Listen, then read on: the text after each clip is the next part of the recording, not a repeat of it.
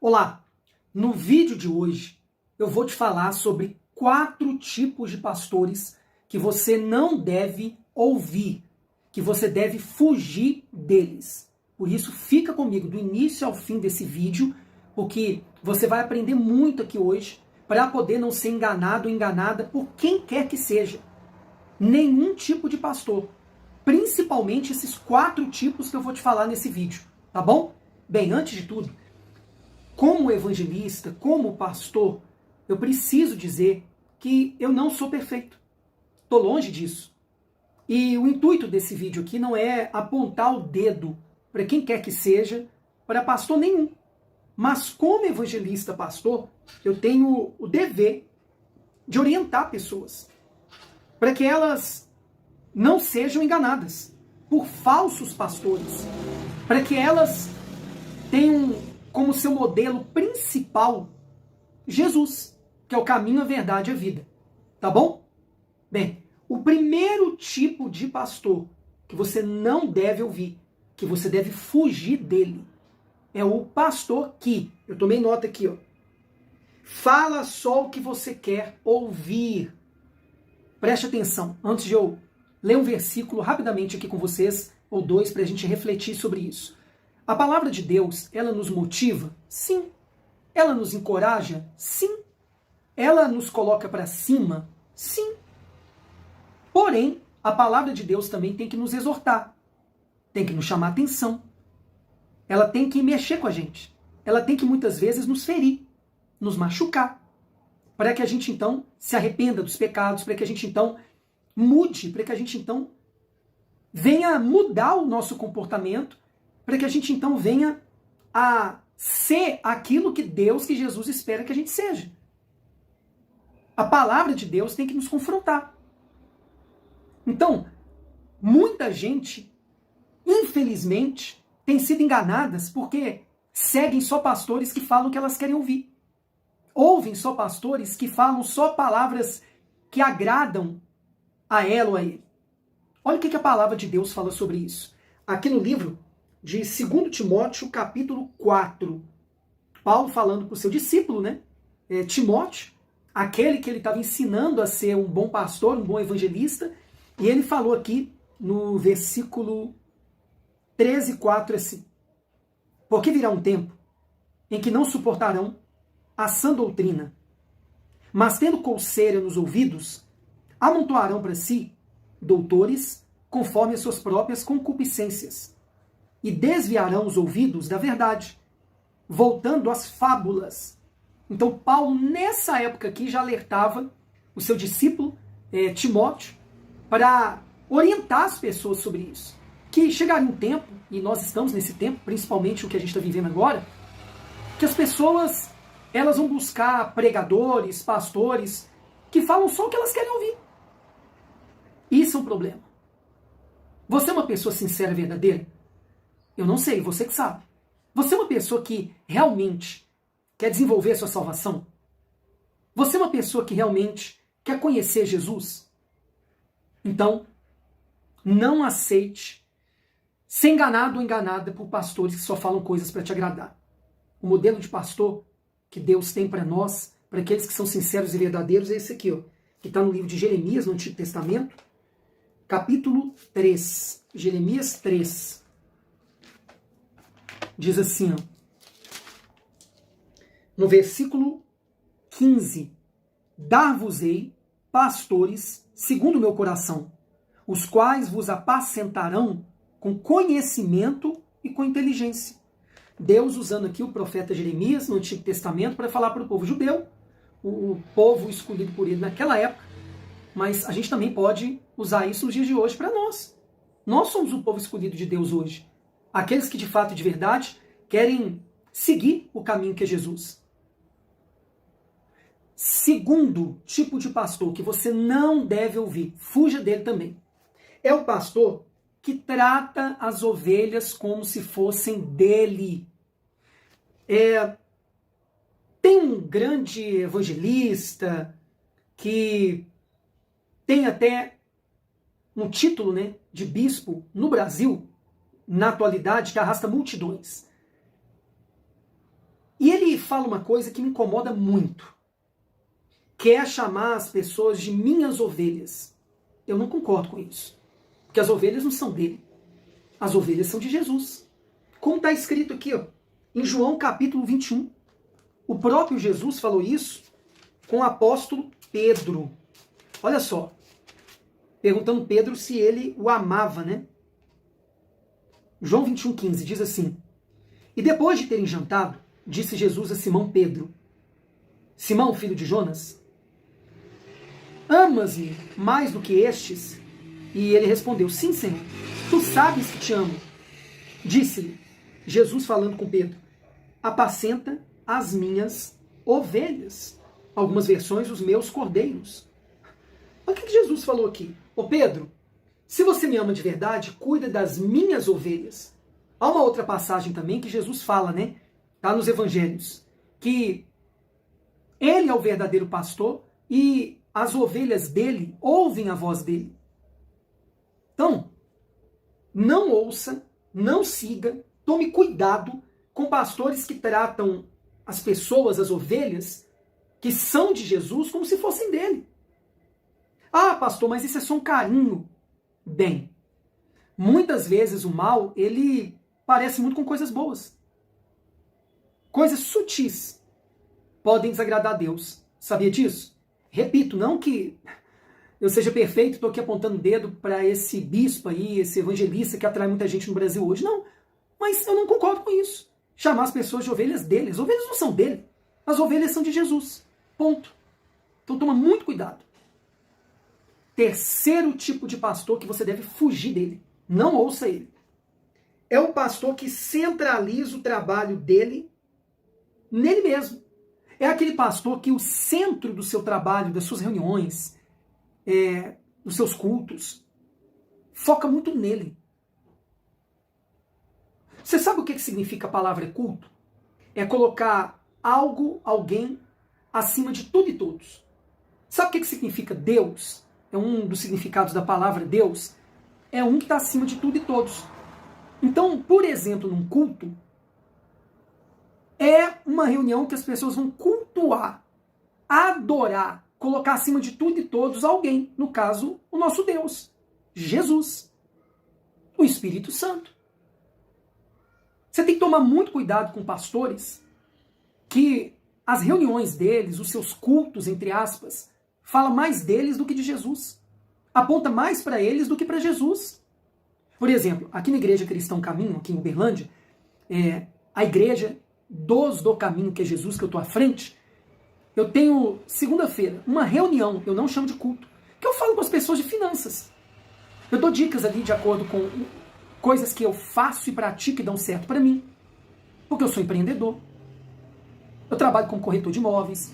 Eu treino pessoas, equipes de vendas. Eu empreendo. Nessa reunião de segunda-feira, eu também, à luz da palavra de Deus, também falo da prosperidade bíblica, que não é a pessoa enriquecer, pura e simplesmente. Porque tem gente que é tão pobre que a única coisa que tem é dinheiro. Mas tem gente que não tem tanto dinheiro, mas vivem bem, são felizes com tudo que tem. Sobrando. Tem uma vida digna. Essa é a vontade de Deus. Eu tenho certeza, Jesus veio trazer vida com abundância.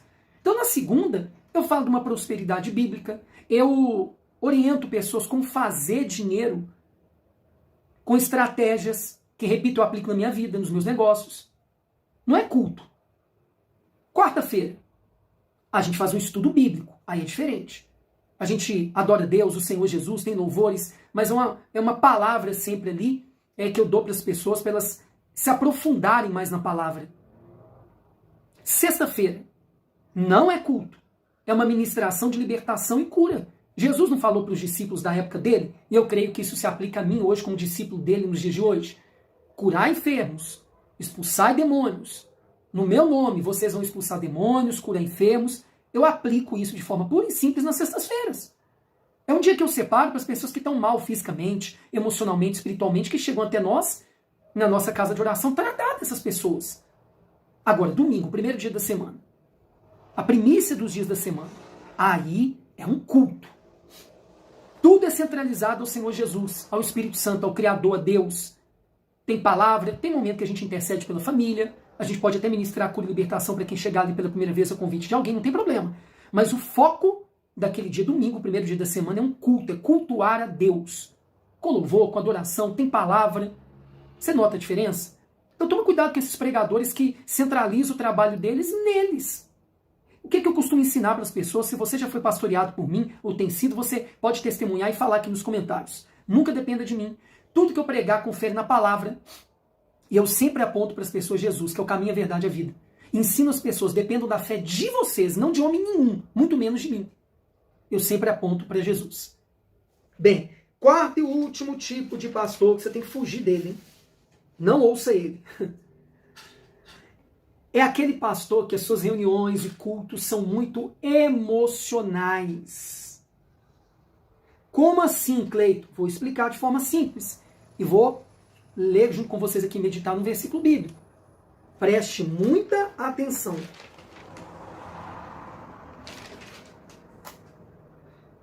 Antes de a gente seguir em frente aqui com o quarto tipo de pastor, me esqueci de ler junto com vocês aqui, um versículo para que você entenda que um pastor verdadeiro, um homem de Deus, não centraliza nele. Ele é humilde, ele é um homem que, inclusive, fala e deixa claro para as pessoas que ele é um pecador também, um homem como qualquer outro homem. E isso está em Atos. Atos dos Apóstolos. Aqui, ó. Eu tinha me esquecido, estou voltando aqui para a gente ir para o quarto e último tipo de pastor, que você tem que tomar cuidado com ele. Atos 10, no versículo 25 e 26, diz assim, ó. E aconteceu que entrando Pedro, saiu Cornélio para recebê-lo, e prostrando-se a seus pés, o adorou, ou queria adorá-lo, né? Mas Pedro levantou o Cornélio, estava entrando ali na casa de Cornélio, e disse, se levanta, porque eu também sou homem como você. Está em Atos 10, versículo 25 e 26. Quando Pedro então entrou na casa de Cornélio, Cornélio se prostrou diante dele, queria adorá-lo. Pedro foi, levantou ele e falou, opa, para, eu sou homem como você. Tá vendo aí? Ele não aceitava uma glória que não era dele. Muito bem, agora, voltando lá, né, para finalizar o vídeo, o último tipo de pastor que você tem que tomar cuidado com ele, eu estava falando que os cultos, as reuniões, o trabalho dele é muito emocional. Pessoal, eu chego a ter nojo disso. Eu estou sendo bem sincero e verdadeiro com vocês. A palavra é essa, nojo. Quando você vê reuniões, cultos na internet, presenciais, que tem muito choro, muito emocionalismo, falta de controle emocional durante esses trabalhos, se pergunta se isso vem de Deus. Porque olha o tipo de culto que Paulo falou para os romanos, que a igreja em Roma, e isso também vale para a gente hoje, né? A gente deveria prestar a Deus. A maioria conhece. Está escrito assim, Romanos 12, versículo 1. Rogo-vos, pois, irmãos, pela compaixão de Deus, que apresenteis os vossos corpos como sacrifício vivo. Né? O corpo da gente é o verdadeiro templo do Espírito Santo, a habitação do Espírito Santo, e agradável a Deus. Né? Apresenta o corpo de vocês como sacrifício a Deus, agradável a Deus, que é o vosso culto racional. Racional. Olha só. Para completar, eu nem ali, mas vou ler aqui, porque me veio aqui agora na hora para ler, e não sede conformados, não sedes conformados com esse século, com esse mundo, mas sede transformados pela renovação do vosso entendimento, da vossa mente, para então experimentar qual seja a boa, agradável e perfeita vontade de Deus. Nós temos que aprender a sentir como Jesus e pensar como Jesus. Grava isso. A gente precisa aprender a sentir como Jesus sentia e pensar como Jesus pensava. Eu estou me lembrando aqui agora, pessoal, só para vocês terem uma noção, tem um versículo na Bíblia que diz que Jesus chorou, né? Ele chorou ali quando estava entrando, se não me engano, em Jerusalém. Eu não sei, não me lembro que é o certo, se ele chorou também quando ele ficou sabendo que o amigo dele, Lázaro, tinha morrido. Mesmo que depois ele ressuscitasse Lázaro, mas ele não sei se chorou ali, eu não me lembro aqui exatamente. Você pode comentar aqui embaixo e me ajudar a lembrar aqui. Mas enfim. Mas se você vê nos evangelhos ali, o trabalho de Jesus enquanto esteve na Terra, nos 3 anos de ministério dele, terreno, não era um trabalho emocional. Era um trabalho de ensino. Era um trabalho que ele ensinava depois de curar pessoas de enfermidades e expulsar demônios das pessoas. Quer dizer, o trabalho dele era primeiro, atender a necessidade das pessoas, sim. Inclusive, houveram ali as multiplicações dos pães e peixes. Ele atendia a necessidade material das pessoas, sim, também física. Porém, o principal trabalho de Jesus era ensinar. Levava as pessoas a pensar. Então, se a gente for aqui, como eu disse anteriormente, ter como base Jesus para você ter uma vida cristã de acordo com o que Jesus quer, né? Que cristão é pequeno Cristo, é um imitador de Cristo. Então você precisa sempre estar ali em reuniões que não são emocionais, mas são racionais, que te fazem pensar, raciocinar, refletir. E isso leva a pessoa à conversão. Pessoal, para terminar, um culto, uma reunião não foi forte quando você sentiu alguma coisa. Não que você não deva sentir, tá? Muitas vezes eu peço a Deus durante reuniões e cultos, Senhor, eu quero sentir sua presença. Chorar na presença de Deus, e muitas vezes é um choro de alegria, de gozo, de prazer, físico mesmo. E a gente sai daquele ambiente como se fosse lavado, e fomos lavados pelo Espírito Santo, renovados, inclusive fisicamente. Você já teve esse tipo de experiência? Comenta com a gente aqui embaixo nos comentários, é maravilhoso. É difícil até de explicar, mas isso acontece poucas vezes, e não quer dizer que você não está em comunhão com Deus. Um culto, uma reunião foi forte quando que você recebeu ali, te alimentou, alimentou sua mente, seu entendimento, de maneira que quando você sai daquele ambiente, você consegue vencer no mundo fora das quatro paredes ali, de onde você se reúne com outras pessoas como igreja. No mundo mal, no mundo caído, no mundo que é um pisando em cima do outro, no mundo injusto, no mundo que o que é certo é que está errado, o que está errado é que está certo. Está tudo invertido. Quando você sai daquele ambiente, você é forte, você consegue sozinho, sozinha, suportar tudo e vencer, por causa do alimento que você recebeu naquele ambiente. Isso é um culto forte, não é um culto emocional. O que adianta você chorar, se derramar em lágrimas, sentir o que quer que seja no ambiente de culto, mas depois lá fora você ser um derrotado, uma derrotada, um fracassado, uma fracassada. Não vencer o pecado, não vencer as tentações, não vencer o mundo, não vencer a si mesmo, a si mesma, não vencer os problemas do dia a dia e conseguir vencer. É ou não é verdade? Entendeu? Os 4 tipos de pastores que você tem que tomar muito cuidado com eles. O que você achou do vídeo? Se você gostou, eu gostaria que você fizesse algumas coisas que eu chamo de CCC. Curta, dá o like aqui, o joinha, clica aí, é simples. Só clicar. Ajuda aqui o algoritmo do YouTube a entregar esse vídeo para mais pessoas. Segundo, comenta aqui embaixo. Faz um comentário aqui o que você achou. Por favor. E terceiro, compartilha com no mínimo 2 pessoas. Facebook, no WhatsApp, em grupos que você participa. Manda pra gente se você acredita que vai dar valor para esse conteúdo. Amém? E eu quero, no final, te instigar, depois do que eu falei aqui, a ver uma série que tem aqui no canal, maravilhosa, de áudios de pregações. São áudios, tá? Pra você ouvir com calma, refletir, conferir na palavra, de uma série de cultos que eu tive aqui na nossa casa de oração, que eu chamei de Como Viver como Jesus. Tá certo? No final do vídeo vai aparecer para você aqui, você pode maratonar. São áudios de cultos aqui que eu ensinava as pessoas como viver como Jesus. Você pode ter um pastor como referência? Tudo bem. Eu tenho algumas referências de pastores, mas a principal referência tem que ser Jesus. Então vai aparecer aqui, no final aqui, para você ver. Você quer me ajudar no meu trabalho, inclusive presencial aqui, na nossa casa de oração em Uberlândia, no local que nós temos alugado, onde nós reunimos a igreja de Jesus? Eu quero te fazer um apelo simples que a maioria vai poder fazer terminando o vídeo aqui. Vai aparecer a chave Pix aqui da nossa igreja, o CNPJ. Eu tenho, no momento que eu faço esse vídeo, cerca de quase 7.000 inscritos aqui no canal. Pessoal, se 100 pessoas doarem R$10, faz falta para ninguém. R$10, 100 pessoas. Vai dar R$1.000, a gente paga o aluguel aqui do mês, no local onde a gente reúne as pessoas como igreja. Agora, se você quer ofertar ou dizimar, fique à vontade também, se você tem sido alimentada pelo meu trabalho aqui no YouTube. Nos ajuda presencialmente aqui a pagar o nosso aluguel, se você quiser dizimar, ofertar também. Mas se 100 pessoas doarem R$10 através da nossa chave Pix aqui, você pode fazer isso agora, terminando o vídeo, a gente paga o nosso aluguel. Deus abençoe a todos os que creem. Até um próximo vídeo. Acompanhe essa série, então, falando de como viver como Jesus vivia.